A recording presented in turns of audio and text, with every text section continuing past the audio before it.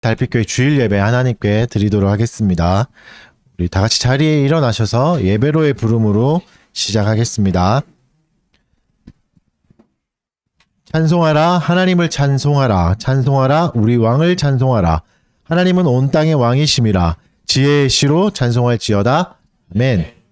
찬송가 영광송 찬송하겠습니다. 찬송가 32장 만유의 주제 찬송하겠습니다. 만유의 주제 존귀하신 예수 사람이 되신 하나님 나 사모하여 영원히 섬길 내 영광 되신 주로다. 화려한 동산 무성한 저 수모 아름다우며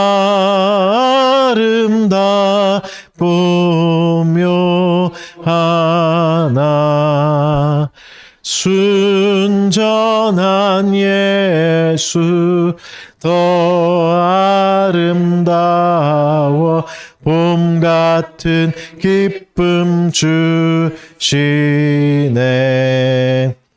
광명한 해와 명랑한 저 달빛 수많은 별들 빛나나 주 예수 빛은 더 찬란하여 참 비교할 수 없도다. 아멘. 사도신경으로 우리의 신앙을 고백하겠습니다. 전능하사 천지를 만드신 하나님 아버지를 내가 믿사오며 그 외아들 우리 주 예수 그리스도를 믿사오니 이는 성령으로 잉태하사 동정녀 마리아에게 나시고 본디오 빌라도에게 고난을 받으사 십자가에 못 박혀 죽으시고 장사한 지 사흘 만에 죽은 자 가운데서 다시 살아나시며 하늘에 오르사 전능하신 하나님 우편에 앉아 계시다가 저리로서 산 자와 죽은 자를 심판하러 오시리라. 성령을 믿사오며 거룩한 공회와 성도가 서로 교통하는 것과 죄를 사하여 주시는 것과 몸이 다시 사는 것과 영원히 사는 것을 믿사옵나이다. 아멘. 자리에 앉아주시고 하이델베르크 교리 문답하겠습니다. 오늘은 46주일 120문에서 121문 두 문을 문답하겠습니다. 계속해서 하이델베르크 교리 문답 3부를 보고 있고 우리의 감사에 관하여 살펴보고 있고 그 중에 기도에 관해서 살펴보고 주기도문 해설 부분을 계속 보고 있습니다. 120문과 121문 문답하겠습니다. 120문 그리스도께서는 왜 하나님을 우리 아버지로 부르라 명하셨습니까? 기도의 첫머리에서부터 우리 마음에 하나님께 대하여 어린아이와 같은 공경심과 신뢰를 불러일으키기를 원하셨는데 이것이 우리의 기도의 기초입니다. 하나님께서는 그리스도로 말미암아 우리 아버지가 되셨으며 우리가 믿음으로 구하는 것에 대해서는 우리 부모가 땅의 좋은 것들을 거절하지 않는 것보다 훨씬 더 거절하지 않으실 것입니다. 121문 하늘에 계신 이라는 말이 왜 덧붙여졌습니까? 땅의 것으로 생각지 않고 그의 전능하신 능력으로부터 우리의 몸과 영혼에 필요한 모든 것을 기대하도록 하기 위함입니다. 이 시간에 저의 공적인 고백 하도록 하겠습니다. 우리 안에 있는 죄악들을 또 하나님께 인정하고 또 깨닫게 해달라고 하는 기도의 시간들 잠깐 갖도록 하겠습니다.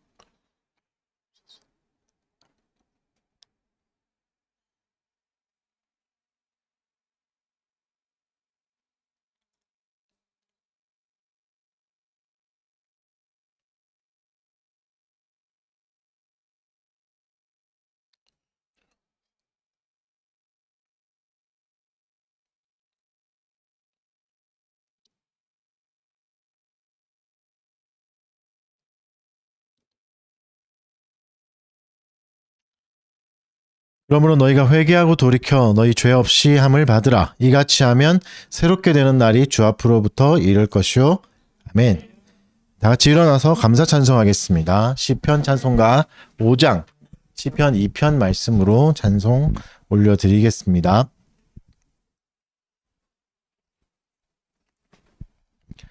세상 나라 군왕들은 왜 분노하는가?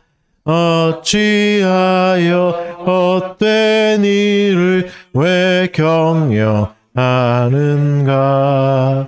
기름 받은 자를 왜 대적하는가?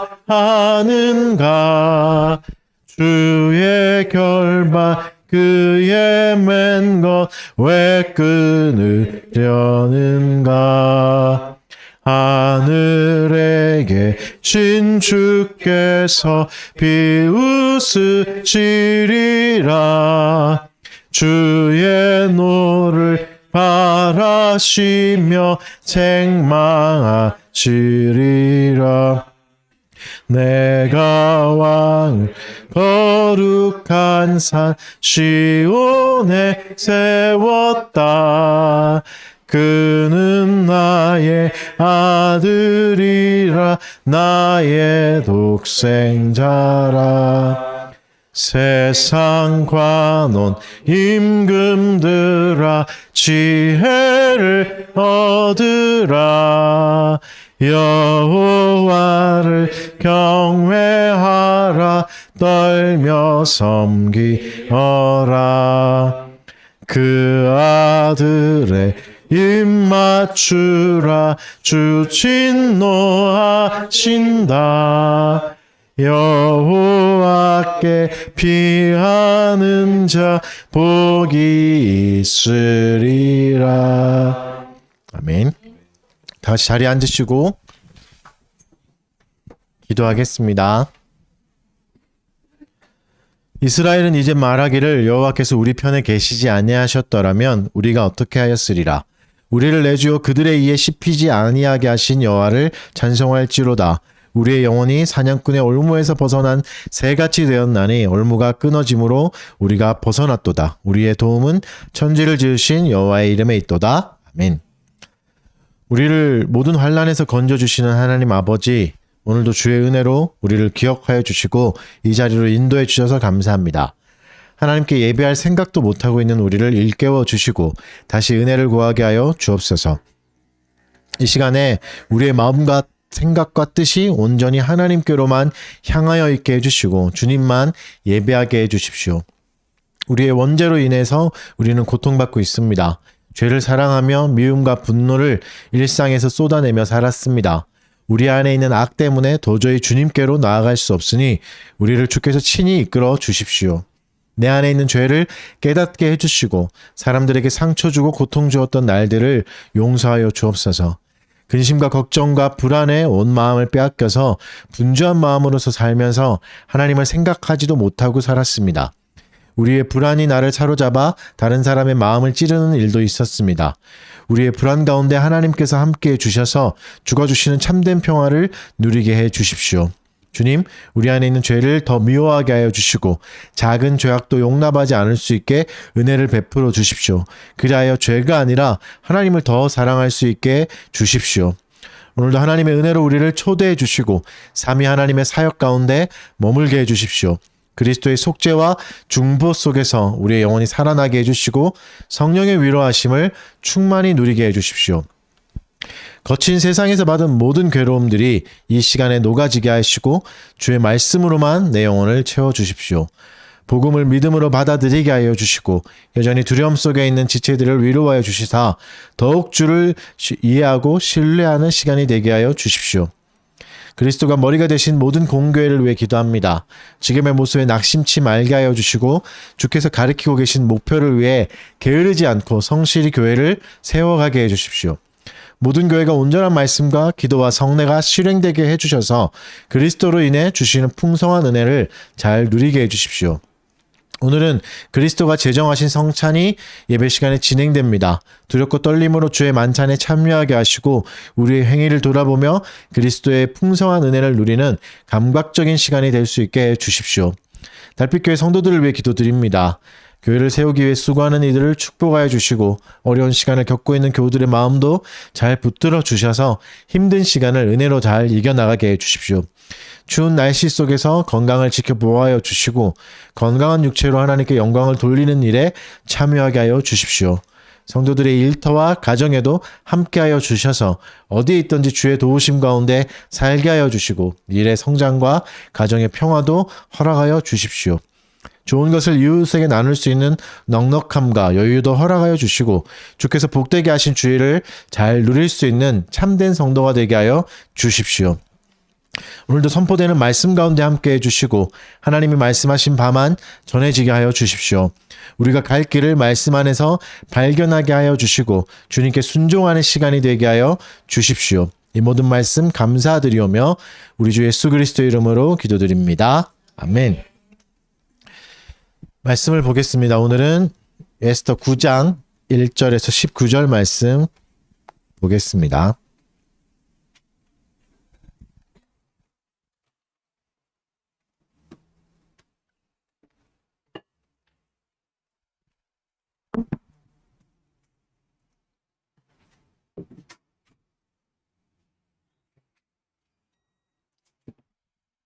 에스더 9장 1절에서 19절 말씀 제가 봉독해 드리겠습니다.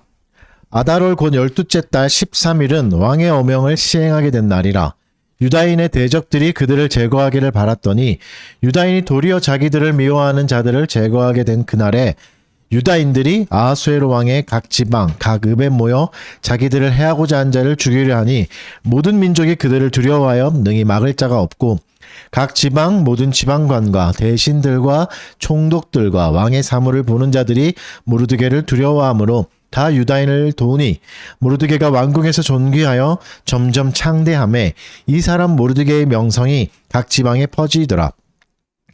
유다인이 칼로 그 모든 대적을 쳐서 도륙하고 진멸하고 자기를 미워하는 자에게 마음대로 행하고 유다인이 또 도성 수산에서 500명을 죽이고 진멸하고 또 바산 다다와 달본과 아스 바다와 보라다와 아달리아와 아리다다와 바마스다와 아리세와 아리데와 외사다 곧 하무다다의 손자요 유다인의 대적 하만의 10 아들을 죽였으나 그들의 재산에는 손을 대지 아니하였더라. 그날의 도성 수산에서 도륙한 자의 수효를 왕께 아뢰니 왕이 왕후 에스더에게 이르되 유다인이 도성 수산에서 이미 500명을 죽이고 멸하고 또 하만의 10 아들을 죽였으니 왕의 다른 지방에서는 어떠하게 하였겠느냐. 이제 그대의 소청이 무엇이냐 곧 허락하겠노라. 그대의 요구가 무엇이냐 또한 시행하겠노라 하니 에스더가 이르되 왕이 만일 좋게 여기시면 수산에 사는 유다인들이 내일도 오늘 조서대로 행하게 하시고 하만의 10 아들의 시체를 나무에 매달게 하소서 하니 왕이 그대로 행하기를 허락하고 조서를 수산에 내리니 하만의 10 아들의 시체가 매달리니라.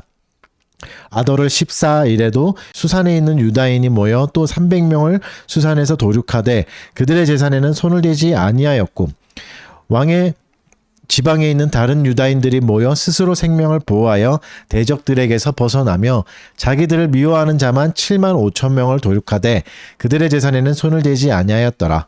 아달월 13일에 그 일을 행하였고 14일에 쉬며 그날에 잔치를 베풀어 즐겼고 수산에 사는 유다인들은 13일과 14일에 모였고 15일에 쉬며 이날에 잔치를 베풀어 즐긴지라. 그러므로 시골의 유다인 곧 성이 없는 고을에 사는 자들이 아달월 14일을 명절로 삼아 잔치를 베풀고 즐기며 서로 예물을 주더라. 아멘.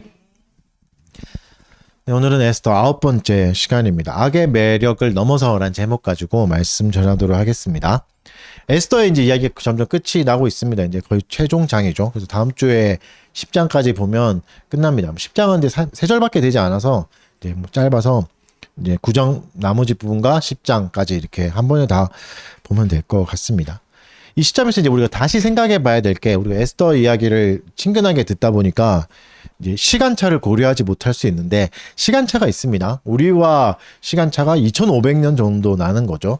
최소 2500년 전에 나는 겁니다. 그러니까 위치도 한국이 아니죠. 중동이고 이란이잖아요. 이란의 지역이고, 그러니까 문화적으로도 우리와 다르고 역사적으로도 다릅니다. 시간의 배경, 환경의 배경 완전히 다른 곳에서 굉장히 오래전에 일어났던. 그래서 이제 문화 상대주의라는 개념을 좀 가지고 계셔야 됩니다. 문화 상대주의가 뭐죠? 문화를 절대적인 기준으로 판단하지 않고 상대적인 기준으로 판단하는 거죠. 그 나라의 맥락, 그 나라의 역사적 흐름을 인정해 주면서 이제 그 바탕으로 이해하는 겁니다. 그러니까 각자의 독특한 맥락이 있잖아요. 그 맥락을 따라서 문화를 이해해 줘야 됩니다. 물론 이제 모든 것을 다 문화 상대주의로만 볼 수는 없습니다. 문화 상대주의도 이제 단점이 있습니다. 한계가 있죠. 어떤 게 있죠? 이제 예를 들어서 어떤 지역에서 여성을 차별한다. 굉장히 괴롭힌다. 이러면은 그것을 이제 문화의 일부로만 볼 수는 없겠죠. 인권의 중요성으로 보면서 이제 좀 개선해야 될 여지가 생기잖아요. 그럼에도 불구하고 문화 상대주의로 이해해서 그들의 인권을 개선할 수 있게 도와줘야지, 우리의 문화의 기준으로 그건 안 돼요 이렇게 가면은 안 되는 거죠. 그래서 문화 상대주의는 필요한 도구입니다. 그래서 각자의 맥락에서 이해해야 되고, 그래야 개선의 여지도 생기고, 그래야 개선을 할 수 있는 거죠. 에스더는 어떤 사람이었죠? 작은 여인이었습니다. 끌려온 포로였고, 그 중에 다시 또 왕궁으로 끌려가서 왕비가 되는 사람이었고, 강력한 왕국에 사는 작은 이민자의 위치에 있던 거죠. 지금도 이민자들은 괴롭고 힘든 생활을 이어가는데, 그때는 어떻겠습니까? 가련한 여인이 왕비가 되어서 겪는 일을 에스더가 계속 이야기하고 있는 거죠.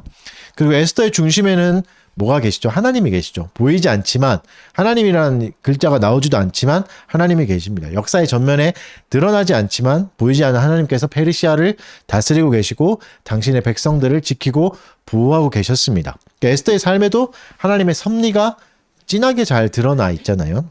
그래서 오늘은 에스더를 통해서 남아있는 악들을 제거하는 모습을 하나님께서 보여주십니다. 또 에스더에게서 발견되는 악은 어떤 악인지, 또 그것을 어떻게 처리하는지 살펴보도록 하겠습니다. 오늘 본문의 구조는 이제 전체적으로 한 주제를 계속 드러내고 있습니다.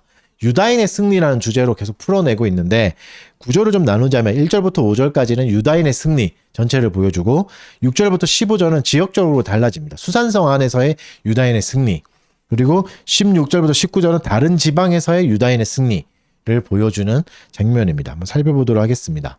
우리 1절을 같이 읽겠습니다. 에스더 9장 1절 읽겠습니다. 시작.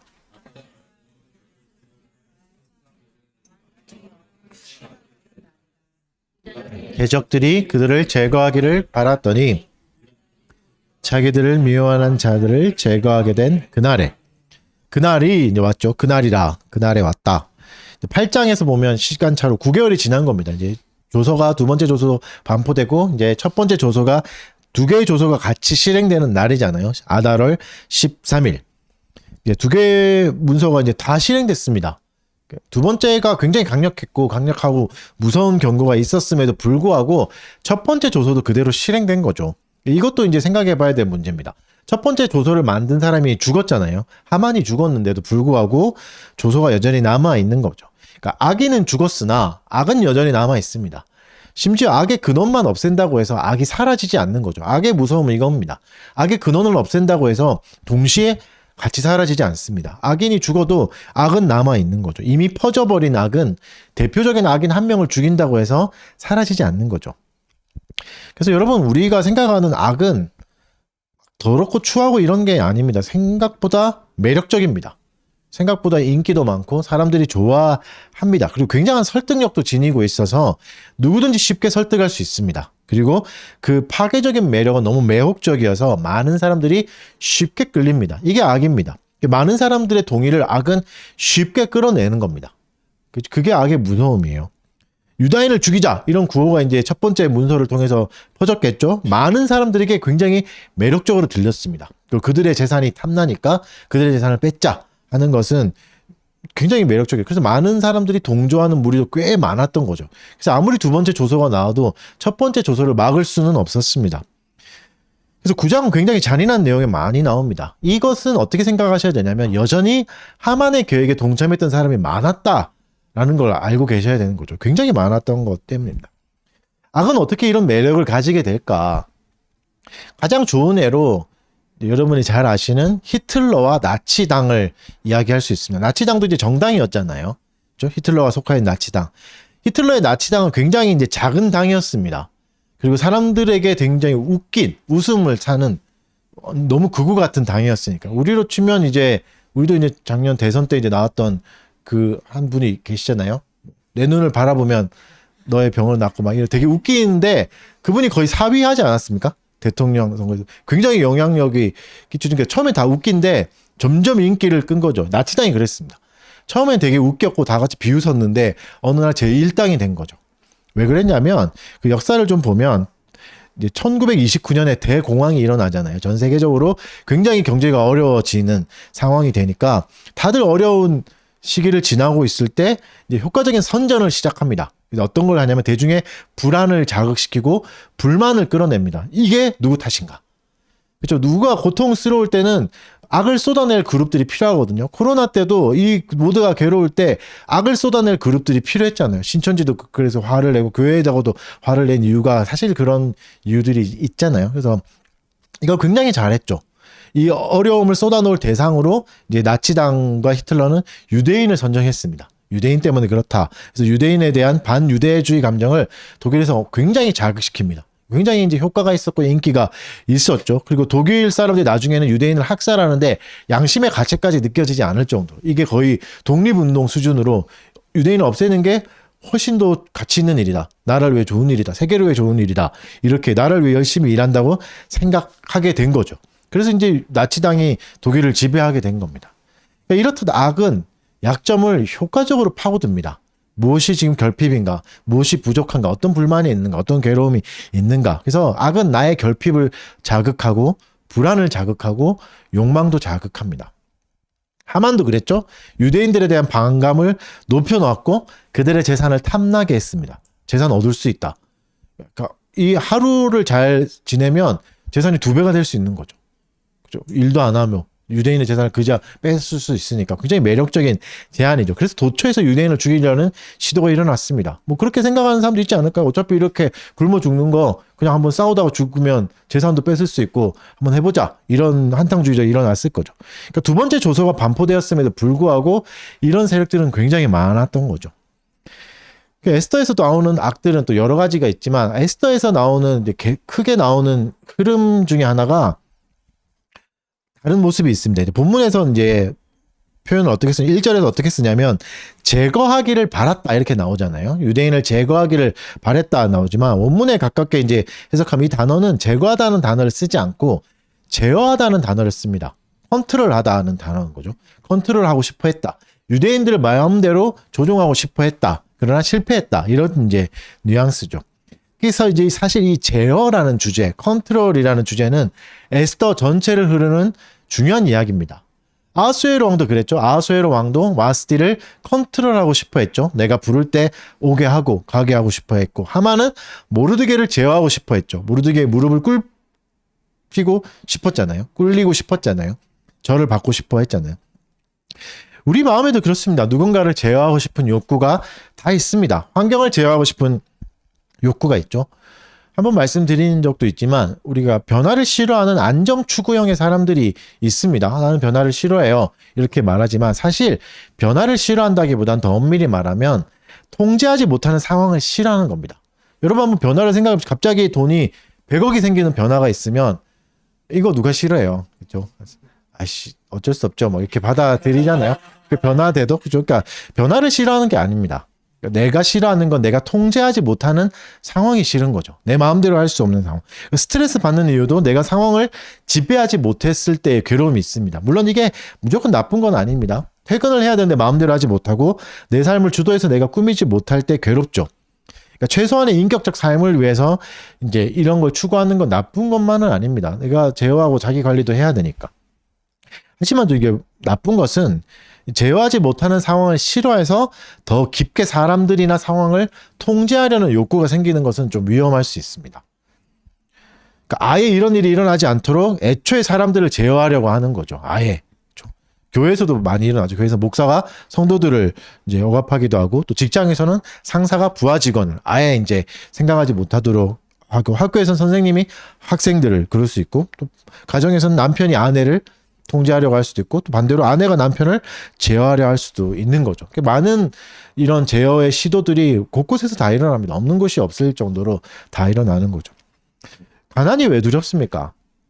가난 자체는 악이 아니잖아요. 악한 게 아닌데 뭐가 두렵죠? 가난해져서 내가 원하는 대로 하지 못하는 게 두려운 거죠. 내가 먹고 싶은 것을 먹지 못할까 봐 두려운 거고 내가 가고 싶은 것을 가지 못하게 될까 봐 두려운 거죠. 나의 경제력이 사라져서 내 인생이 사라질까 봐 두려운 겁니다. 그게 걱정되는 거죠. 그러니까 돈이 있어야, 근데 다시 반문해서 생각해 보면 돈이 있어야 내 존재가 명확해지고 확연해진다면 그것 자체로는 선이 아닌 거죠. 그것 자체가 이미 불행한 일입니다. 돈이 있어야지 내가 존재가 세워진다는 건 돈에 자꾸 내 존재의 뿌리를 두는 거기 때문에 그런 거죠. 그리고 여러분 이게 위험한 이유가 통제가 되는 아주 나이스한 삶을 우리는 선이라고 생각하는 거죠. 그게 가장 선한 상태야. 내 인생의 선한 상태는 이거야. 내가 원하는 대로 다 일어나고 예측 불가능한 일은 일어나지 않는 게 선이야. 이렇게 생각하는 순간 그 선의를 가지고 누군가를 탓하게 될 수 있습니다. 그러니까 이렇게 탓하는 마음은 선한 마음인 거죠. 왜냐면 나는 선한 상태를 좋아하니까 그 선함을 방해하는 네가 악당이구나. 이렇게 생각할 수 있는 거죠. 내가 안정된 삶을 사는 것은 선한 일인데 그것을 네가 방해하니 너는 악당이다.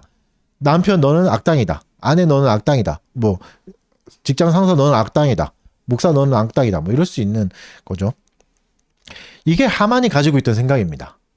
모든 걸 다 이뤘고 가장 높은 자가 됐고 모두가 다 나를 우러러 보는데 모르드게가 자꾸 방해한다. 나는 선의를 가지고 나는 최고의 선의 상태를 만들고 싶어 하는데 그 선을 방해하니까 네가 악당이구나. 그래서 너는 죽어 마땅하구나. 이렇게 가는 거죠. 그러니까 불안과 걱정이 있는 자리에 악이 찾아옵니다. 내가 이것을 최고선이라고 생각하는 순간 잘못된 것을 최고선이라고 하는 순간 선의를 가지고 사람들을 괴롭힐 수 있는 거죠. 그래서 양심의 가책이 느껴지지 않습니다. 나는 선한 일을 하고 있기 때문에. 그래서 악은 우리에게 굉장히 매력적으로 찾아옵니다. 너의 불안을 없애줄게 이러면서 찾아오고 너의 피해를 채워주겠다 이러면서 찾아오고 너의 복수를 해주겠다. 너를 괴롭힌 자를 내가 복수해줄게. 너 밑에 사람을 두게 해줄게. 모든 것을 평안한 상태로 만들어주겠다. 가정도 학교도 직장도 마음대로 움직일 수 있게 해주겠다. 그러면서 찾아오는 거죠.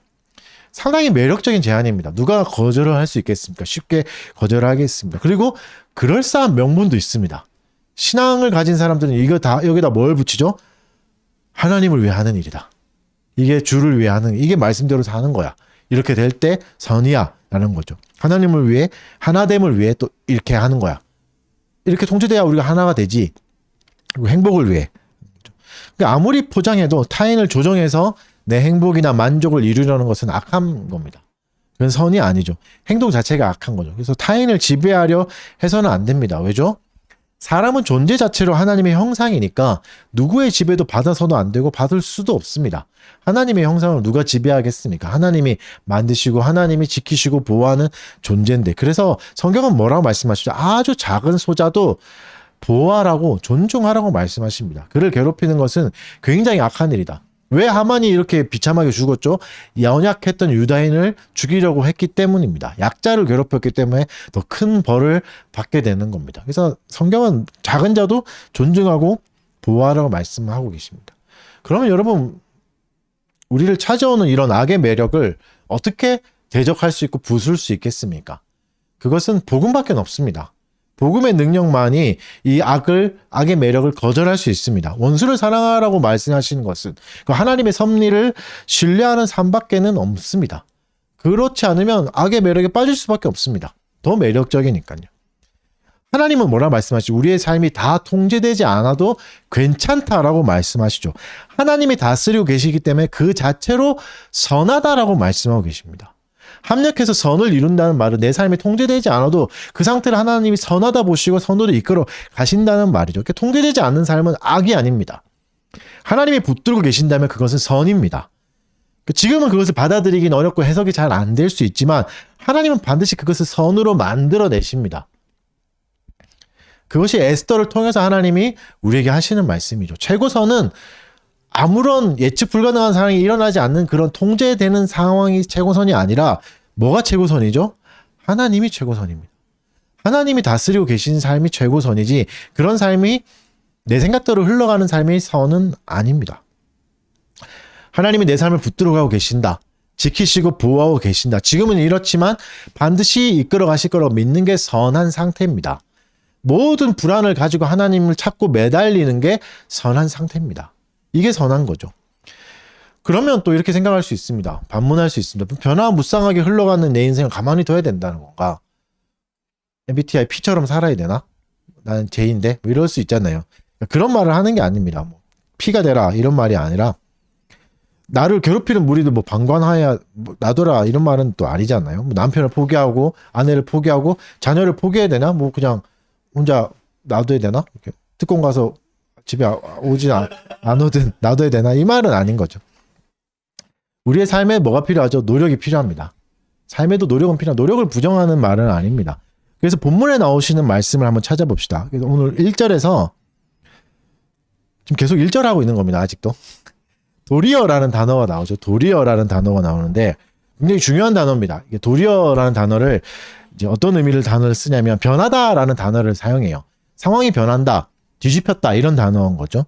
무슨 말이죠? 우리의 인생이 변할 수 있다는 말입니다. 우리 인생이 뒤집힐 수 있다. 지금이 끝이 아니다라는 거죠. 물론 이게 단순히 성공 신화를 말하는 게 아닙니다. 가난하게 시작했으나 부자가 되었다. 몸이 약했으나 뭐 복받아 건강해졌다. 불치병을 앓았지만 건강해졌다. 이런 의미만 말하는 건 아닙니다. 무슨 말이죠? 우리에게서 찾아오는 온갖 부정적인 것들은 뒤집힐 수 있다는 겁니다. 변화될 수 있다는 의미입니다. 내 인생을 가로막는 것들이 있죠. 내가 절대 어찌할 수 없는 가족력, 환경, 내가 태어난 것들, 관계, 나의 육체적 한계 이런 건 절대 어쩔 수 없는 겁니다. 그런데 이런 것들 내 인생을 막는다고 생각했지만 하나님이 그것을 변화시켜 주신다는 거죠. 뒤집어 주신다는 거죠. 물론 그게 내가 원하는 그림이 아닐 수 있고 내가 원하는 방법이 아닐 수 있습니다. 하지만 하나님은 이 온갖 부정적인 것들, 내 삶에 찾아오는 온갖 부정적인 것들을 선하게 사용하신다는 거죠. 이게 변하다는 거죠. 그래서 악조건 속에서도 견딜 수 있게 되는 겁니다. 이런 악조건들이 계속 찾아올 때 괴로운 날에도 하나님 앞에 머물러 있을 수 있는 거죠. 그러니까 이 악조건 속에서도 하나님이 사용하시는 도구라고 인식하게 되는 거죠. 이 악조건들이 내 인생을 괴롭히는 것들이. 그러면 어떻게 되죠? 나도 스스로를 존중할 수 있습니다. 왜냐하면 여러분 내가 바꿀 수 없는 태생적인 한계들이 있잖아요. 가족력이라든가 환경들 이런 것들은 바꿀 수 없는데 뭐 이렇게 생각할 수 있죠. 내가 이런 가족 때문에 불행하다. 나는 이런 집에 태어나서 불행하다. 나는 이런 육체적 한계를 가지고 태어나서 불행하다 하면서 스스로 저주받은 존재라고 자꾸 스스로를 저주하는 행위가 될 수 있는데 이런 생각에서 벗어날 수 있습니다. 하나님이 진짜 선하시고 하나님이 이것을 사용하실 수 있다면 이 모든 것들이 하나님이 계시기에 의미가 생기고 하나님도 이것을 소중히 여기시고 그걸 도구로 사용하실 수 있구나, 변할 수 있구나가 생기면 나에 대한 저주도 내려놓을 수 있습니다. 그래서 궁극적으로 어디까지 가야 되죠? 이런 악조건들을 부끄러워하거나 숨기지 않아도 되는 거죠. 애써 부정하지 않아도 되는 겁니다. 여러분 우리가 사는 사회는 무한 경쟁의 시대잖아요. 어딜 가도 다 경쟁해야 되고 이제 그렇죠. 뭐 음식점 가도 경쟁해야 돼요. 줄 서야 돼요. 일찍 가야 이제 먹게 되고 뭐 그런 시대를 살죠. 경쟁에 치열하다 보니까 내가 부족하다는 걸 잘 드러내지 못합니다. 나의 약점들, 모자란 것들 잘 드러내지 못합니다. 그 내 약점을 악하다고 생각하는 거죠. 이것을 말하지 못하죠. 그러니까 실수와 실패를 온전히 받아들이지 못하고 부정하게 됩니다. 아예 인식을 안 하게 되고 그건 내가 아니야 라고 자꾸 생각하게 되는 거죠. 그러다 보니까 신앙생활에도 이런 영향이 자꾸 미쳐집니다. 두려워하지 않아야 되고 믿음으로 뭔가 자꾸 극복해 나가야 되고 이겨내야 된다는 강박이 자꾸 생기는 거죠. 그래서 뭐 나눔할 때도 나눔이 없을 때가 있잖아요. 그거는 우리 안에 강박이 있는 겁니다. 찌질한 이야기는 나누기 싫어지는 거죠. 실패한 이야기들. 사실 여러분 실패한 이야기 너무 많잖아요. 근데 그런 거 싫은 거죠. 믿음으로 뭔가 극복한 이야기 하고 싶어 하고 내가 성숙한 이야기, 믿음으로 이겨낸 이야기 하고 싶지 뭐 기도하다가 사람들이 놀림 받았어요. 뭐 이런 얘기를 하고 싶진 않잖아요. 그래서 여러분 뭐가 없어지냐면 신앙에 에스더의 앞에 부분에 나왔던 유다인들이 슬피 울며 죄를 뿌리며 옷을 찢고 베옷을 입는 그런 슬픈 과정들을 가질 수가 없습니다. 나의 연약함들, 나가 죽게 된 상황들을 애통하는 것들이 없어지죠. 그러니까 슬퍼하며 하나님께 나아가는 이 과정들이 사실 사라져 버립니다. 약해 보일까 봐 싫은 거죠. 부족해 보일까 봐 싫은 거죠. 실수와 실패를 인정하지 않게 되죠. 그러면 어떻게 되냐면 공동체의 초입만 남습니다. 뭔가 승리하는 사람들, 대단한 사람들만 남는 거죠. 마치 인스타그램 같은 거죠. 잘 나가는 사람만 있고 행복한 사람만 남게 됩니다. 그렇지 않은데 그러면 뭐가 되죠? 그 공동체는 잘하지 않습니다. 성장이 일어나지 않아요. 왜냐하면 여러분, 실수와 실패 없이 배울 수 있는 건 없습니다. 실수와 실패 없이 배울 수 있는 건 굉장히 쉬운 거죠. 굉장히 쉬운 건 별 기술이 아니잖아요. 그래서 배울 수 없습니다. 그래서 계속해서 어린 상태로 계속 머물러 가 있어서 누가 크냐 자랑만 하게 되는 거죠. 누가 잘 나가냐, 누가 세냐, 이런 자랑만. 이게 유치원에서 하는 자랑이잖아요. 그런 수준의 공동체가 되는 거죠. 자기의 강함만 자랑하는 공동체가 됩니다. 강한 사람이 오히려 잘하지 않는 거죠. 잘 나가는 사람이 오히려 성장하지 않는 거죠. 결국 뭘 해야 되죠? 하나님이 우리의 인생을 뒤집어 가심을 신뢰하지 않는 겁니다. 어떻게 해야 되죠? 우리의 약점도 하나님이 사용하실 수 있다는 것을 신뢰하셔야 됩니다. 그래서 그걸 저주하지 않아야 되고 내 인생 자체를 저주하지 않아야 성장할 수 있습니다. 그래야 성장하는 삶을 살아갈 수 있는 거죠. 여러분, 물론 우리 삶에 드라마틱한 변화가 없을 수 있습니다. 자랑할 수 만한 이야기가 없을 수 있어요. 계속 가난할 수도 있고 계속 육체적 한계에 머물 수도 있어요. 그러나 하나님의 역전을 신뢰하면 이 내 삶을 가로막는 약점을 미워하지 않을 수 있습니다. 이걸 사용할 수 있습니다. 그래서 이 괴로운 가운데도 기뻐할 수 있는 거죠. 이걸 사용해야 되는 도구로 인식하지 못한다면 성장하지 못하는데, 약점을 도구로 인식하는 순간 성장할 수 있는 거죠. 가난도 사용할 수 있고 내 육체적 한계도 사용할 수 있는 거죠. 가난을 통해서 하나님께 나아가는 도구로 삼고 성실하게 사는 계기가 될 수 있고 나를 다잡고 성장시키는 계기가 될 수 있습니다. 그리고 타인을 시작하는 시작점이 되기도 합니다. 은근히 나의 약점들이, 나의 상처들이 타인을 이해할 수 있는 지점이 되기도 하는 거죠. 그런 여러분, 통제되지 않는 상황들을 사용하십시오. 이건 충분히 사용할 수 있는 자리입니다. 나의 한계를 인정하고 주께 은혜를 구하는 장치로 사용하십시오. 하나님, 나는 은혜가 필요합니다. 이것은 내 힘으로 도저히 할 수가 없습니다. 주께서 도와주셔야 됩니다. 라고 구해야 되는 거죠. 그러니까 어떤 상황에서든 믿음을 잃지 마십시오. 믿음을 가지고 주께 나아가십시오. 어떤 사람은 성실히 살아요. 열심히 살지만 믿음이 없습니다. 그의 삶은 성실로 가득 차 있지만 하나님께 구하는 삶은 없어요. 그리고 반대의 경우도 있습니다. 그의 삶은 신앙의 색깔이 너무 뚜렷합니다. 말만 하면 기도해야죠. 뭐 이런 말이 나오지만 그의 삶에 성실은 없습니다. 노력하는 부분도. 이게 양극단입니다. 이런 양극단을 조심하십시오. 두 가지를 다 해야 됩니다. 하나님을 믿는 사람은 자신의 삶에 성실을 반드시 가져옵니다. 성실히 살아본 사람은 반드시 그리고 자기의 한계를 알게 되고 하나님께 은혜를 구하게 됩니다. 이게 신자에게서 일어나는 선순환입니다. 이게 두 가지가 다 가야 되는 거죠. 에스더를 생각해 보십시오. 무력하게 울었던 모르드게가 가장 존귀한 자가 됩니다. 울던 자가. 그리고 자기가 제일 높다고 자랑하던 하만이 형장의 이슬로 사라져 버린 거죠. 그러니까 내 삶에 찾아온 제어되지 않는 것들을 미워하지 마십시오. 이것들을 저주하지 마십시오. 그것을 통해서 우리는 역사 뒤에 숨어 계신 하나님을 맛볼 수 있습니다. 경험할 수 있습니다. 모르드게는 여호와의 선하심을 맛보아 알았던 사람입니다.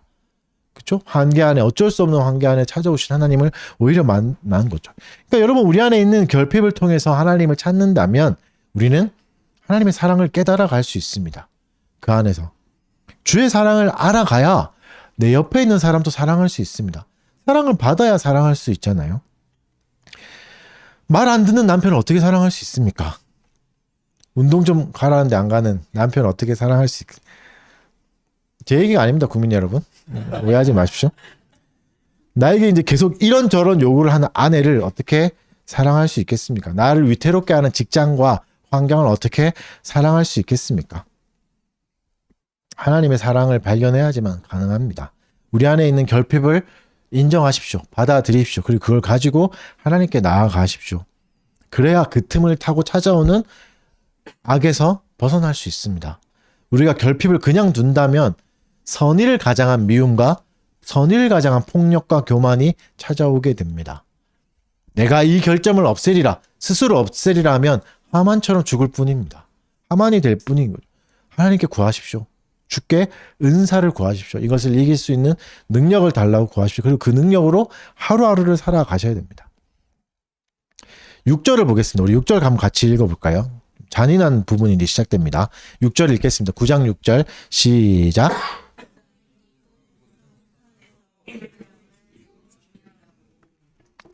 도성 수산에서만, 수도죠. 수도에서 이제 500명이 죽었죠. 이걸 이제 예측하기는 남자만 죽이고 남자만 계수했을 가능성이 있습니다. 이게 뭐 여자 아이까지 다 포함된 숫자는 아닐 거라는 가능성이 있습니다. 왜냐하면 계속해서 나오는 표현이 뭐가 있냐면 제산에는 손을 대지 않았다라는 표현들이 계속 반복되거든요. 강박적으로 붙습니다. 이렇게 사람들이 죽은 후에 계속 나와요. 그러니까 계속 강조하는 게 있죠. 그 당시는 이제 가정을 재산의 일부로 여겼으니까 아내와 아이들도 재산에 포함되는 개념이었으니까 손대지 않았을 거다는 이제 인식도 타당한 해석이 될 수 있습니다. 여러분 이제 500명을 죽였다는 게 굉장히 잔인해 보일 수 있습니다. 그죠? 근데 잘 한번 생각해 보시면 두 번째 조서는 분명히 말하잖아요. 어떤 사람을 죽이라고 했죠? 유다인을 죽이고자 하는 사람을 공격해라. 이런 거죠. 그러니까 정당 방위만 인정한다. 이 말이잖아요. 그러니까 무슨 말이죠? 이 500명은 유다인이 먼저 나서서 학살한 게 아닙니다. 찾아가서 죽인 게 아니라 이들이 먼저 찾아온 거죠. 이들이 먼저 공격한 거죠. 유다인을. 그러니까 첫 번째 조서를 따르고 믿고 따르는 사람도 여전히 많았다는 반증입니다. 여전히 이 500명은 유다인을 죽이고자 한 거죠. 사실 이제 본문에 기록되어 있지는 않지만 유다인도 피해를 입었을 겁니다. 어떻게 한 명도 안 죽고 이 500명을 죽일 수 있겠습니까? 고대의 전투에서 많이 죽었겠죠. 그러나 표현을 하지 않은 거죠. 그래도 유다인들은 절제하면서 싸웠습니다. 승리했지만 다 가지지 않은 거죠. 그들의 재산을 빼앗지 않았습니다. 굉장히 중요한 표현입니다. 계속해서 반복되는. 이 말은 또 뭐죠? 재물이 탐나서 학살을 한 게 아니다 라는 걸 계속 말하고 있는 겁니다. 우리는 돈을 탐낸 게 아니다. 이거는 그러니까 뭐다? 정당한 전쟁이다. 정당방위다 라는 걸 계속 말하고 있는 거죠. 생명과 재산을 보호하기 위한 정당한 전쟁이다. 첫 번째 조서가 실행되는 것을 막기 위해 우리가 한 거다. 그러니까 두 번째 조서가 반포되었지만 이제 첫 번째 조서가 실행되고 적들의 공격이 일어나는 걸 막지 못한 겁니다. 공격은. 그리고 또 여러분 재산을 그대로 두었다는 표현들, 재산을 그대로 두었다는 것은 사실 하나님 말씀에 순종했다는 의미도 있습니다. 옛날에 이루지 못했던 일들을 이제야 완수했다는 의미도 있습니다. 사무엘상 15장 우리가 얘기를 한번 했었잖아요. 사울 왕에게 아말렉을 다 진멸하라. 그 재산도 다 죽여라. 빼앗지 마라. 가지지 마라. 분명히 말씀하셨잖아요. 근데 사울 왕은 아말렉 왕을 남겨놓고 재산도 일부를 남겨놨습니다. 이유를 대죠. 정당한 이유. 하나님께 예배하려고 제사 지내려고 가장 좋은 거 빼놨어요. 이렇게 이야기했죠. 그러면서 그건 순종이 아니다. 온전한 순종이 아니다. 하나님이 하라는 걸 하는 게 순종이다. 하는 말씀이 했던 게 15장이잖아요. 그러니까 그날 실패했던 순종이 대략 지금 500년이 지난 시점에서 후손들이 완성한 겁니다. 아말렉을 진멸하면서 대적을 진멸하면서 뭐 재산에 손을 대지 않은 거죠. 그리고 7절부터는 또 잔인한 이유가 하만의 아들들의 이름이 열거되잖아요. 죽인 사람의 이름이 쭉 열거되는 게 너무 잔인해 보이죠. 근데 이것도 오해하지 마셔야 될 게 이들을 따로 찾아가서 죽인 게 아닙니다. 이 말은 뭐죠? 하만의 열아들들도 유다인의 공격에 동참했다는 말입니다. 그래서 죽었다. 그들도 죽었다는 거죠. 그들이 먼저 공격했다는 거죠. 그리고 이렇게 이름을 열거함으로써 역사성을 주는 겁니다. 진짜 일어났던 일이다. 그리고 이렇게 죽었다. 기억하라는 말이죠. 강력한 경고가 또 됩니다. 이렇게 죽었으니까 다시는 유다인을 공격하지 마라. 괴롭히지 마라. 그리고 하만의 아들이 죽었다는 표현은 결국 뭐죠? 하만이 자랑했던 모든 게 이 땅에서 다 사라졌다. 하만이 아들을 자랑했거든요. 자녀가 많다 자랑하고 재산이 많다 자랑했던 것들이 싹 다 사라졌습니다. 그것도 경고죠. 교만한 자에 대한 경고를 하나님이 무섭게 하시는 거이기도 합니다. 12절도 같이 읽겠습니다. 에스더 9장 12절 시작.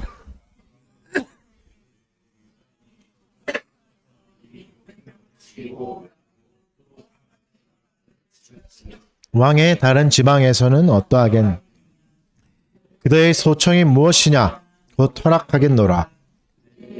무엇이냐 또한 실행하겠노라. 왕이 말하는 거죠. 야 500명이 죽었고 이 지역에서 500명이 죽었으니까 다른 지역에서는 얼마나 많이 죽었겠니? 그래서 사실 이게 어떤 말이냐면 약간 자랑스러워하는 말입니다. 에스더 네가 요구했던 거 이만큼 이루어졌어. 나 대단하지? 이런 의미죠. 굉장히 유치한 남자의 모습이죠. 그러면서 또 묻죠. 너의 요구가 뭐니? 더 한 것도 해줄게. 이렇게 하는 거죠. 그러니까 여전히 그 일에 죄책감이 없습니다. 책임감도 느끼지 않고 500명이 죽었 자기의 신하들, 자기의 백성이 죽은 거잖아요. 백성이 죽은 것에 대해서 뭐 무미건조한 표현을 쓰고 마치 자랑하듯이 이야기하는 거죠. 왕에게는 어떤 생명도 중요하지 않아 보이는 거죠. 또 무엇을 원하냐라고 묻습니다. 근데 에스더의 요구가 더 충격적이죠. 13절을 한번 읽어보겠습니다. 같이 읽겠습니다. 시작. 왕이 만일 좋게 여기시면 수산에 사는 유다인들이 내일도 오늘 조소대로 행하게 하시고 하만의 10 아들의 시체를 나무에 매달. 좀 잔인하죠. 하루는 부족하니까 하루 더 주세요. 이렇게 얘기하는 거죠. 하루 더 달라고 요구하죠. 그리고 하만의 아들들의 시체를 전시하게 해주세요. 라고 얘기합니다. 그러니까 너무 잔인해 보이죠? 이 누나가 왜 이러지? 이렇게 일장에 나왔던 누나가 맞나? 이렇게 예쁜 누나가 왜 이럴까봐 이렇게 생각할 수 있잖아요. 근데 이 역시 지금의 문화적 맥락으로 이해해서는 안 됩니다. 지금의 문화적이 아니라 당시 문화권에서는 전쟁 후에 시체를 전시하는 일이 잔인하지만 일상적으로 있었던 일입니다. 그러니까 전쟁 후에는 일부러 이제 다 전시해놨습니다. 그렇죠? 뭐 이유는 생각해볼 수 있겠죠? 뭐 그때는 지금은 잔인한 일이지만 그때는 이제 메신저가 없으니까 SNS 이런 게 없으니까 소식을 전할 수가 없잖아요. 이겼나 졌냐 어떻게 알아요? 신문도 없으니까. 그러니까 그렇게 이제 전시를 해놔야 이 사람들이 다 죽었구나 졌구나 이걸 알 수 있는 거죠. 그래서 이제 이건 그냥 저의 개인적인 생각입니다. 진짜인지는 모르겠어요. 하여튼 우리의 관점으로 그 시대를 판단해서는 안 됩니다. 그게 어떤 일상적인 일이었습니다. 그래서 예를 들어서 이제 생각해 볼까요? 뭐 지금 우리 그런 명제가 있죠. 걔는 훌륭하다 이런 명제가 있잖아요. 뭐 프로그램 제목이긴 하지만 걔는 훌륭하다 이렇게 하면 지금 하면 그렇지 걔는 우리의 친구고 뭐 우리의 존재로 가족이 될 수 있는 훌륭한 존재야 이렇게 생각할 수 있는데 100년 전에 한국이라면 걔는 훌륭하다 이렇게 하면 그렇지 걔는 맛이 훌륭하지 뭐 이렇게 다르게 받아들이겠죠. 똑같은 명제지만 이 차이가 있는 거죠. 문화적 차이, 배경의 차이가 시간이 지나면서 달라질 수 있습니다. 그 시대에는 그 시대의 맥락이 있는 거죠. 그 유명한 게 요나에서 나오는 니느웨 백성들도 전쟁을 하고 난 다음에 시체를 전시했다는 전승의 기록이 있습니다. 그렇죠? 근데 그들도 이제 일상으로 일어났던 일이죠. 그러니까 시체를 전시함으로 공개적인 수치를 줄 수 있고 경고의 메시지를 줄 수 있는 거죠. 그리고 하루를 더 달라는 것도 잔인해 보이긴 하지만 그 말은 뭐죠? 13일 하루 동안 전쟁을 했지만 대적들을 다 해치우지 못했다는 겁니다. 그러니까 훨씬 많은 사람들이 공격을 해왔다는 거죠. 유다 그 수산성에서. 그래서 하루 더 해야지 이제 하는 거죠. 그러니까 하루에 최선을 다해서 싸웠지만 500명밖에 죽이지 못한 겁니다. 더 많은 숫자가 공격한 겁니다. 그러니까 여전히 공격했던 사람도 살아 있는 거죠. 공격의 위협들이 아직도 살아 있는 겁니다. 그러니까 이들을 놔두면 또 공격받을 수 있는 거죠. 유대인들이 약한 사람도 많으니까. 그래서 여러분 에스더를 생각해 보시면 폭력적인 여자가 아닙니다. 폭력성이 갑자기 생긴 것도 아니죠. 이게 이제 자기 민족을 위한 영웅적인 결단입니다.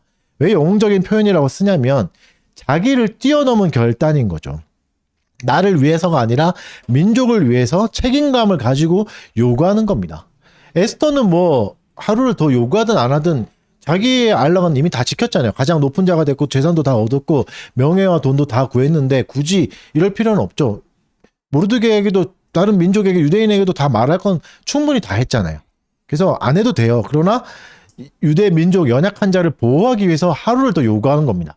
잔인하게 들릴 수 있음에도 불구하고 요구하는 거죠. 자기를 뛰어넘은 겁니다. 그러니까 내가 이 위치에서 무엇을 해야 될까라는 고민이 계속 있었던 거죠. 무엇을 해야 될까? 유대인들을 보호하기 위해서 내가 뭘 해야 될까? 굉장히 전략적인 사람이잖아요. 그래서 전략적인 일을 하는 겁니다. 무엇을 해야 될지 정확하게 알고 있었던 겁니다. 그래서 또 요구하는 거예요. 둘째 날에 전쟁이 이어지고 300명이 더 죽죠. 그러니까 그만큼 더 많았던 거죠.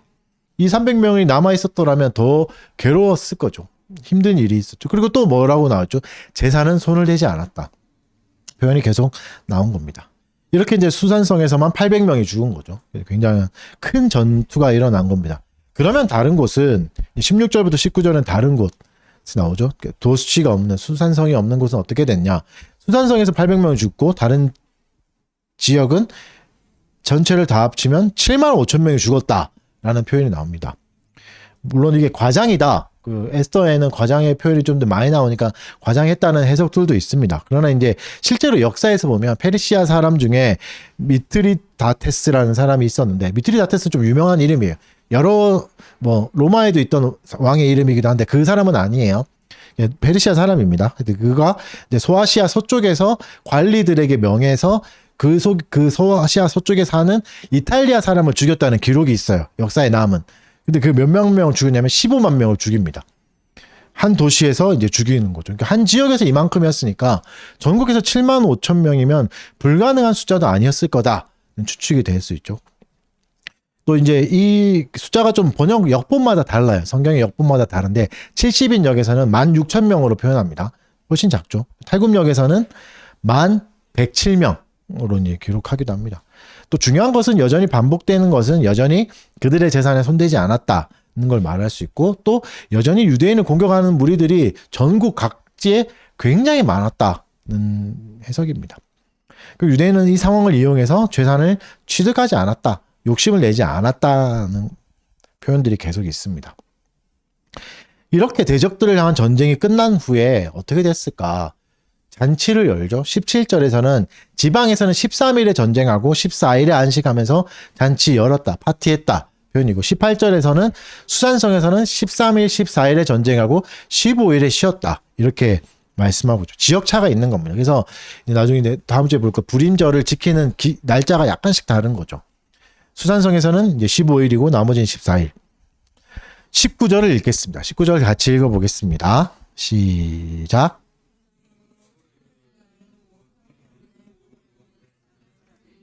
아달월 14일을 잔치를 베풀고 즐기며 서로 드디어 유다인들이 안식하게 된 거죠. 모든 고통과 근심과 걱정을 끝내고 안식하게 됩니다. 민족이 역사에서 사라질 위기를 겪었으나 그 위기를 극복하고 피튀기는 전쟁을 끝낸 뒤에 평화가 찾아왔습니다. 진정한 평화는 뭐죠? 안식입니다. 쉼을 얻었습니다. 쉼을 얻으니까 어떻게 합니까? 서로 기뻐하면서 서로 선물합니다. 서로를 챙겨주는 거죠. 여러분 이게 하나님의 궁극적인 목적입니다. 신자에게 진짜 주고 싶은 것은 안식인 거죠. 그러니까 대단한 전쟁에서 승리하는 게 우리 인생의 목표가 아닙니다. 내일부터 시작되는 일상에서 살아가면서 승리하는 게 목적이 아니라 그 치열한 삶을 잘 살고 주의를 누리는 게 목적입니다. 신자의 삶은 안정적인 삶만이 목표가 돼서는 안 됩니다. 안식이 목표가 돼야 되는 거죠. 신자의 최종 목적은 여호와의 그늘, 날개 그늘 아래서 쉬는 거죠. 안식하는 거죠. 하나님이 우리에게 베풀어 주고자 하는 것은 궁극적인 것은 영원한 안식입니다. 영원히 하나님 앞에서 쉬는 거죠. 그리고 이 안식은 어떤 날이죠? 서로를 돌아보고 서로를 기뻐하고 사랑하고 베풀고 즐기는 것이 궁극적인 목적입니다. 이게 내 욕망을 누릴 수 있는 방법이기도 합니다. 내 것을 기꺼이 이웃과 나누겠다는 의지들, 표현들, 내가 다 가지지 않겠다는 말들, 이게 우리의 욕망을 제어할 수 있습니다. 안식을 염두에 두고 살아야 내 욕망을 제어할 수 있습니다. 여호와의 날을 기대하면서 서로를 돌봐야 됩니다. 좋은 것을 함께하며 그 날을 함께 누릴 수 있도록 힘써야 하는 거죠. 좋은 것을 함께 누리며. 왜 이래야 되는가? 왜 그리스도인들은 이래야 되죠? 안식을 잘 누리기 위해서. 왜 치열하게 살아야 되죠? 안식을 잘 누리기 위해서. 그래서 궁극적인 목적은 주일을 잘 누리는 겁니다. 주일은 생각보다 중요한 날입니다. 꽤 중요한 날입니다. 예배로 하루를 채우는 날이고 서로를 돌아보는 날입니다. 가족을 돌아보고 교우들 돌아보는 날인 거죠. 그러기 위해서 나머지 6일을 치열하게 전쟁처럼 살아가는 거죠. 하지만 욕심으로 재산을 다 차지하지 않았던 것처럼 제어하셔야 됩니다. 다 가지지는 않는 거죠. 유다인들이 전쟁을 하면서도 재산을 다 가지지 않았다는 것을 기억하십시오. 절제하면서 싸웠습니다. 절제하면서 싸웠고 욕심으로 넘어가지 않았던 거죠. 과하게 넘어가는 것을 주의하셔야 됩니다.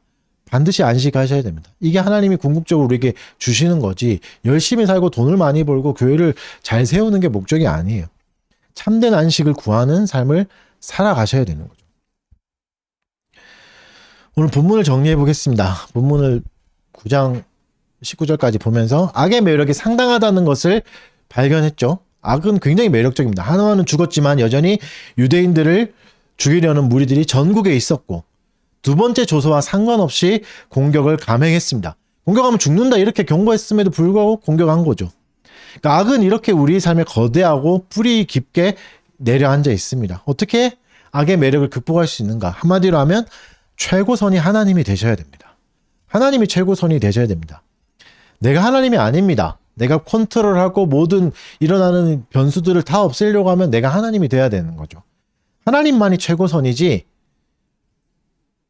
내가 아무런 문제가 일어나지 않는 게 최고선이 아닌 거죠. 그분을 따르는 상태가 최고선한 상태지 내 마음대로 다 할 수 있는 게 선한 상태가 아닙니다. 주어진 한계 안에서 최선을 다하면서 살아가야 됩니다. 내가 할 수 있는 게 무엇인가 계속 생각하셔야 됩니다. 나에게 허락하신 자리에서 내가 할 것은 무엇인가? 최선을 다해야 되는 거죠. 그리고 나를 넘어서는 순간까지도 있어야 하는 거죠. 에스더가 자기의 성품을 넘어섰던 것처럼. 기도만 하면서 포기하지 마십시오. 에스더는 기도만 하고 가만히 있지 않았습니다. 자기가 할 것을 다 했습니다. 그리고 행동만 중요시 여기지도 마십시오. 기도하지 않으면 불안이 동기가 돼서 행동하게 됩니다. 불안하니까 일하게 되고 쉬지 못하는 거죠. 하나님을 향한 든든한 신뢰가 동기가 돼야 됩니다. 그래야 뭘 할 수 있죠? 안식할 수 있습니다. 안식은 아무나 할 수 있는 게 아닙니다. 하나님을 향한 믿음이 있어야 쉴 수 있습니다. 나의 열심이 불안으로 귀결되지 않으려면 안식해야 됩니다. 하나님을 신뢰해야 쉴 수 있습니다. 복음의 힘을 믿고 누리십시오. 최고선은 하나님이십니다. 그분이 지키시고 다스리는 상태가 우리에겐 최고선입니다. 안식을 사랑하십시오. 치열함의 끝에서 안식을 기다리십시오. 내가 할 수 있는 최선을 다하고 삶의 한계를 인정하셔야 됩니다. 주일은 쉬어야 됩니다. 주일까지 근심하지 마십시오. 주일까지 불안해하지 마십시오. 그리고 오늘 주일은 어떤 날이 되어야 되죠? 최고선이신 하나님을 다시 기억하는 날이 되어야 됩니다. 아, 이게 최고선이지. 하나님이 최고선이지. 내 삶이 내 계획대로 돼가는 게 최고선이 아니다 하는 생각이 있으셔야 됩니다. 불안한 우리의 마음에 은혜의 단비가 내리는 날이 돼야 되는 거죠. 안식을 또 주시는 이유는 뭐죠? 평안한 가운데 서로를 돌아보라는 의미입니다. 서로를 사랑하라는 거죠. 서열을 나누고 줄 세우게 하지 말고 경쟁의 상대로 보지 말고 서로 사랑할 상대로 봐라. 서로 베풀어주고 은혜를 나누라고 말씀하신 거죠. 우리에게 찾아오신 선하신 하나님을 함께 누리며 사랑하는 달빛교회 교우들 되셨으면 좋겠습니다. 네. 오늘은 이렇게 기도합시다. 우리 설교 말씀 가지고 기도할 텐데 우리를 유혹하는 악의 매력을 이길 수 있게 해달라고 기도하시고 내 삶을 마음대로 통제하는 것이 최고선이 아니라 하나님이 내 삶을 다스리는 것이 최고선임을 깨닫게 해달라고 또 내가 더 실천하고 더 붙들어야 될 부분을 놓고 잠깐 기도하도록 하겠습니다.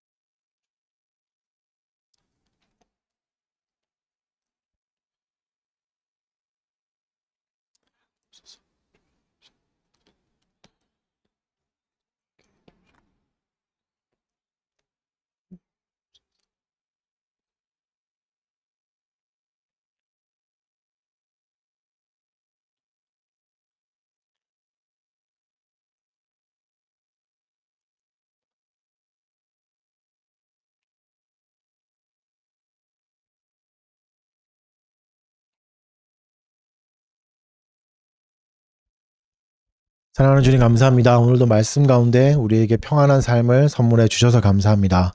주님 하나님이 최고선이심을 우리가 항상 인지하게 하여 주시옵고 우리 인생이 어떻든 간에 상관없이 주님을 따를 수 있게 하여 주시옵소서. 형통한 날에는 기뻐하고 공고한 날에는 생각할 수 있게 하여 주시옵소서.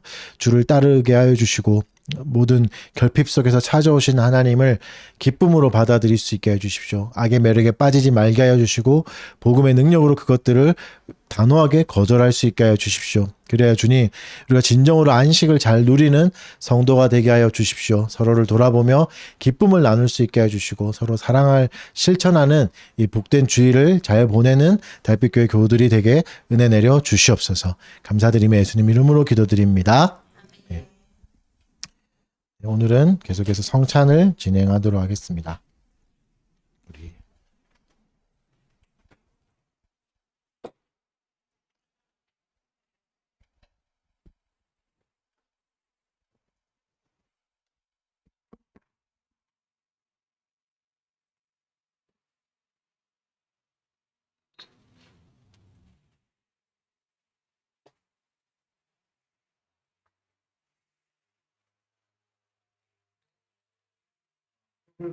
떡을 먼저 나누겠습니다. 제가 먼저 한번 기도하고 나누도록 하겠습니다. 하나님 주님 감사합니다. 그리스도께서 제정하신 거룩한 성찬을 실행하려고 합니다. 떡을 나누게 되었습니다. 그리스도의 몸이 찢어지면서 우리에게 은혜가 되셨고 우리를 먹여 살리는 은혜가 되셨음을 기억하게 해 주십시오. 은혜 방편이신 하나님을 잘 누리게 하여 주시고 이 성찬에 참여함으로 인하여서 우리의 영혼이 거룩하여지고 하나님을 향한 마음들이 더 깊어지고 하나님이 영적으로 임재하시는 그런 시간이 되게 하여 주시옵소서. 감사드리며 예수님 이름으로 기도합니다. 네. 네, 거룩한 제정하심과 그리스도의 명령에 따라서 떡을 나누도록 하겠습니다. 떡이 찢어질 때 그리스도의 몸이 찢어지신 것을 인식하고 함께 바라보고 은혜를 나누도록 하겠습니다. 그리스도께서 우리를 위해서 스스로 몸을 찢으셔서 우리에게 구원이 되어 주셨습니다. 한 분씩 받아서 자리로 들어가시고 같이 기념할 때 같이 기념하도록 하겠습니다. 한 분씩 나오시면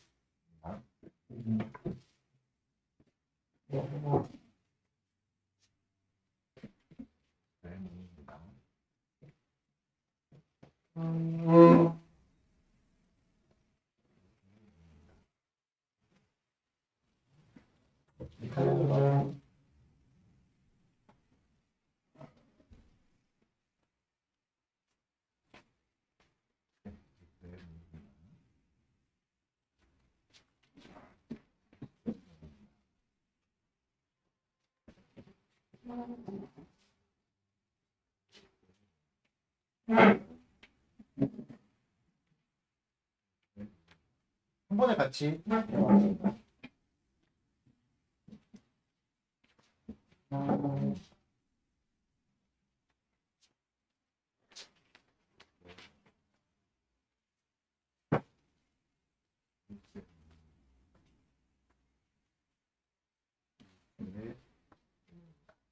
다 같이 기념하도록 하겠습니다.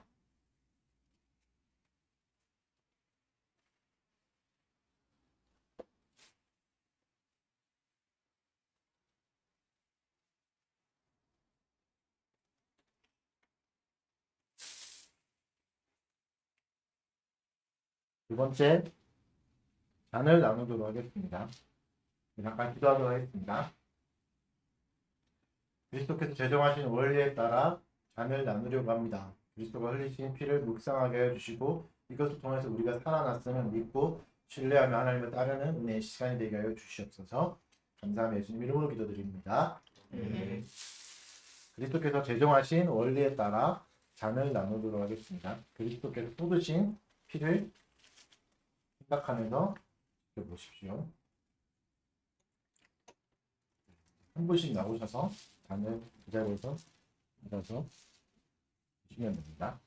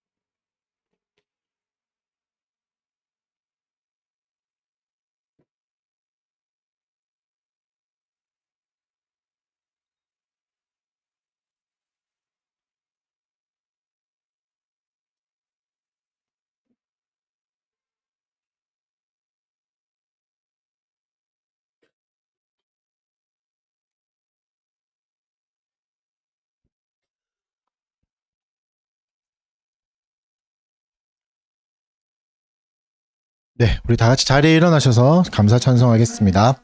시편 찬송가 7장, 시편 3편 찬송 올려드리겠습니다. 시편 찬송가 7장, 시편 3편입니다. 여호와여 나의 대적 어찌 많은지요. 일어나 나를 치는 자 참만 싸웁니다. 사람들이 말하기를 저는 하나님께 도움을 얻지 못한다 조롱하나이다. 여호와는 나의 영광 내 방패 되시니 날 존귀하게 하시고 위로해 주시리. 목소리 높여 주님께 부르짖을 때에 그 거룩한 성산에서 응답해 주시리. 내가 누워 자고 깰 때 주 날 붙드시니 천만인이 둘러싸도 두렵지 않겠네. 일어나 구원하소서 나의 주 하나님. 모든 악인과 원수를 물리쳐 주소서.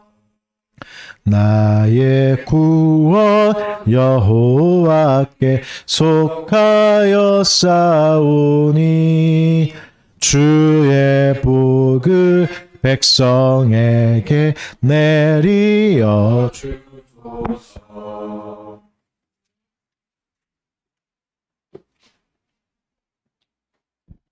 네, 헌상기도 하겠습니다. 사랑하는 주님 감사합니다. 우리에게 재물 얻을 힘을 주시고 각자의 일터에서 얻은 것들 우리가 다 가지지 않고 하나님께 내어놓게 하신 것 감사드립니다. 우리가 이 예물을 잘 사용할 수 있는 지혜를 주시고 사랑의 마음을 허락하여 주셔서 상처 입은 자들, 연약한 자들, 가난한 자들을 돕는 데 쓸 수 있게 하여 주시고 또 교회를 건강하게 세우는 데 재물들을 잘 사용할 수 있게 하여 주시옵소서.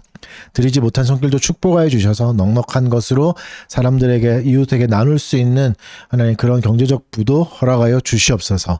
감사드리며 예수님 이름으로 기도드립니다. 강복 선언으로 예배 마치겠습니다. 주 예수 그리스도의 은혜와 하나님의 사랑과 성령의 교통하심이 너희 무리와 함께 있을지어다. 아멘. 네, 저희